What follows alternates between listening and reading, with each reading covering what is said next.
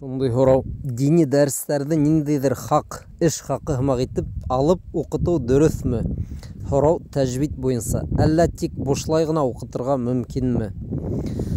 Был мәсьәләлә ғалимдарҙың төрлө фекере булһа ла, күп ғалимдар шул иҫәптән Шәфиғи, Мәлики, Хәнбәли мәҙһәбе ғалимдары һәм хәҙерге заман ғалимдары ярай тигән фәтуә биргәндәр.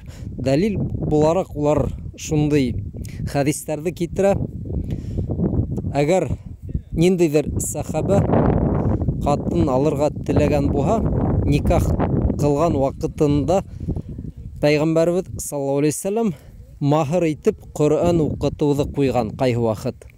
Шулай уҡ сәхәбәләр берҙе руҡия уҡығандар ауырыу кешегә. Һәм ана шул йүнәлеп киткән кеше ул руҡия уҡыусыларға һарыҡ бүлеп биргән. Пәйғәмбәребеҙ саллаллаху алейхи ва саллям быны күргән һәм шелтәләмәгән. Шулай. Ләкин уҡытыу түгел, амана мин Ҡөрьән уҡыйым, ә һеҙ миңә аҡса бирегеҙ тип әйтә икән кеше. Был әлбиттә харам. Бының турала хәдистәрҙә бар.